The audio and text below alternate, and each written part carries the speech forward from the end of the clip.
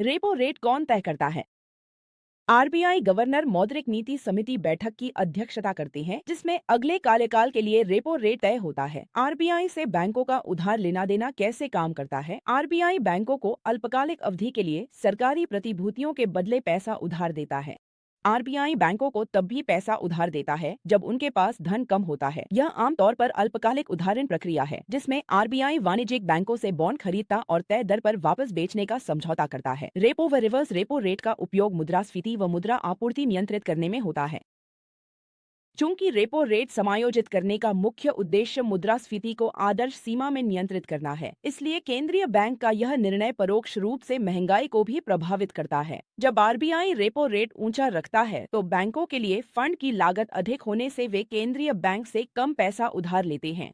गौरतलब है कि रेपो रेट के साथ साथ रिवर्स रेपो रेट भी ऊंचा रहता है। इससे बैंकों को पैसा आरबीआई के पास रखने का प्रोत्साहन मिलता है, क्योंकि उस पर उन्हें आय मिलती है। जब आरबीआई रेपो रेट कम रखता है तो बैंक कम लागत पर पैसा उधार ले सकते हैं। इसी तरह रिवर्स रेपो रेट भी रेपो रेट के अनुसार कम होता है, जिससे बैंक केंद्रीय बैंक में कम पैसा रखते हैं, क्योंकि उस पर कम रिटर्न मिलता है। उधारी की लागत अधिक होने से ऋण उपलब्धता घटती है, जिससे आर्थिक गतिविधियों के लिए धन सीमित होता है। यह तब उपयोगी है जब महंगाई आरबीआई के लक्ष्यों से अधिक हो और अक्सर कुछ आर्थिक विकास की कीमत पर होता है। दूसरी ओर, जब महंगाई नियंत्रण में हो और आर्थिक विकास धीमा हो तो आरबीआई रेपो रेट और रिवर्स रेपो रेट में कटौती कर सकता है, ताकि ऋण की उपलब्धता बने और उधारी की लागत कम हो, जिससे उद्यमियों और व्यवसायों के पास अधिक पैसा रहे और वे आर्थिक गतिविधियों को बढ़ा सकें। तो रेपो रेट क्या है?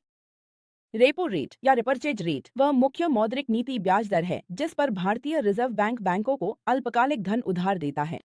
इसका मकसद क्रेडिट उपलब्धता, महंगाई और आर्थिक विकास नियंत्रण है। रेपो रेट आरबीआई की मौद्रिक और क्रेडिट नीति का मुख्य उपकरण है। आमतौर पर जब केंद्रीय बैंक रेपो रेट बढ़ाता है, बैंकों के लिए धन उधार लेने की लागत बढ़ जाती है, जिससे बैंक अपने ग्राहकों से वसूली जाने वाली ब्याज दरें भी बढ़ा देते हैं।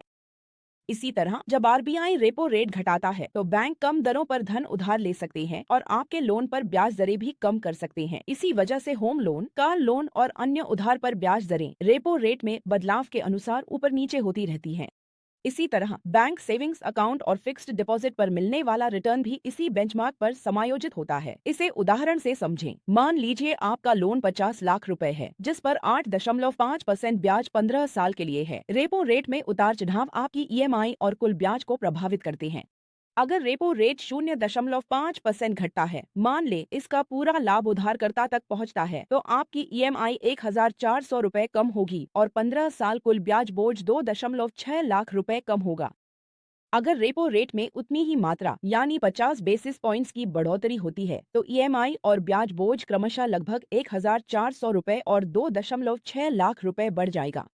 तो अगली बार जब आरबीआई रेपो रेट में कटौती करे तो एक उधारकर्ता के रूप में आपको कम ईएमआई का फायदा मिलेगा, जबकि रेपो रेट में बढ़ोतरी आपके लोन की मासिक किस्तें बढ़ा देगी। रेपो रेट के तहत उधारी और ऋण देने के प्रकार। ओवरनाइट रेपो, एक दिन के लिए किया गया रेपो लेन देन ओवरनाइट रेपो कहलाता है। ऐसे समझौते में बैंक पैसे के बदले आरबीआई को प्रतिभूतियां बेचते हैं और अगले दिन फिर खरीद लेते हैं। इस तरह पैसा केंद्रीय बैंक को वापस कर देते हैं।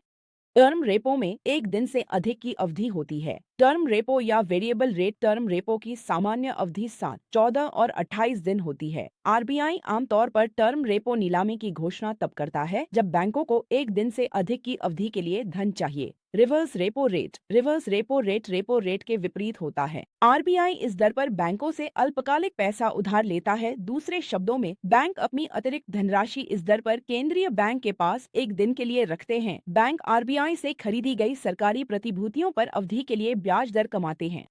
रेपो रेट हमेशा रिवर्स रेपो रेट से अधिक होता है और इन दोनों के बीच का अंतर आरबीआई की आय होती है।